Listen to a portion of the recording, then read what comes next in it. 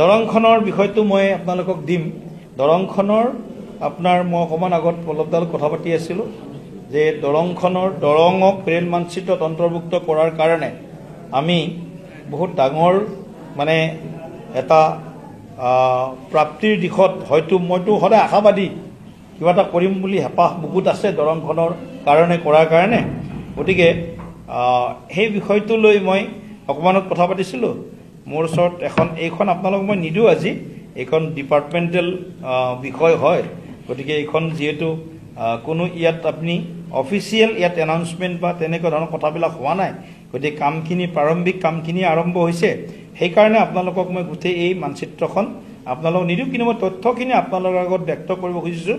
আমাৰ টোটেল যিখন আমাৰ এয়া হ'ব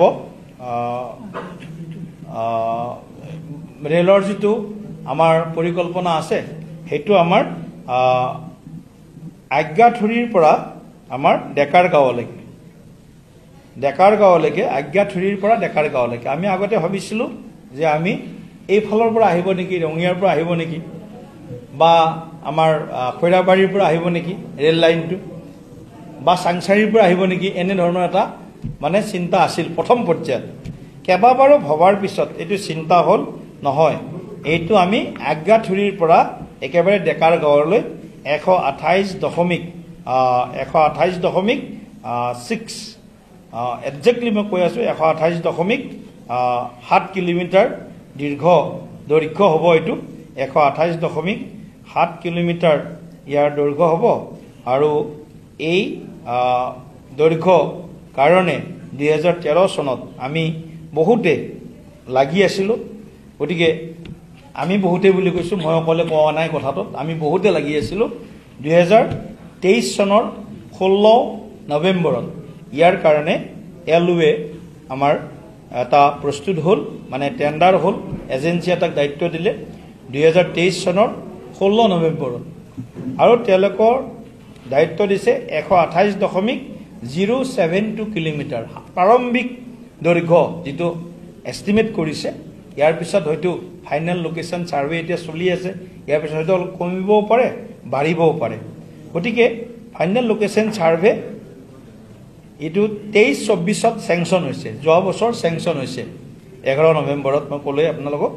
এইটোৰ এপ্ৰক্সিমেট প্ৰজেক্ট কষ্ট এই ৰেল লাইনৰ 6,184 crores, 6,184 কোটি টকা ইয়াৰ এপ্ৰক্সিমেট মানে প্ৰজেক্ট কষ্ট। আৰু TDC এইটো এটা মই ইয়াৰ ফুল মিনিংটো যিটো ৰিপৰ্ট প্ৰস্তুত কৰিব এই মাৰ্চ 25ৰ ভিতৰত তেওঁলোকে TDC প্ৰস্তুত কৰিব, এটা প্ৰাৰম্ভিক ৰিপৰ্ট ফাইনেল লোকেশ্যন ছাৰ্ভে প্ৰস্তুত কৰিব। আৰু তাৰপিছত আৰু এইটো এজেঞ্চিও RV এছ'চিয়েটছ হায়দৰাবাদ তেওঁলোকে এইটো কাম পাইছে, তেওঁলোকে এইটো কাম কৰি আছে। আৰু এইফালে আমাৰ ফিল্ড ট্ৰেফিক যিটো survey, field traffic survey data complete হৈছে, field DGPS control on fix হৈছে।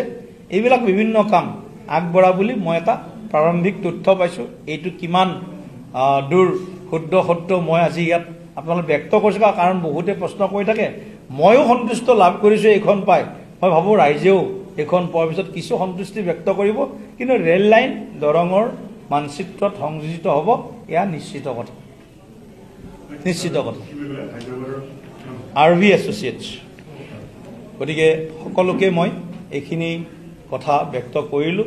নিউজ ডেস্ক ৰিপোৰ্ট ইত্যাদি A to Z।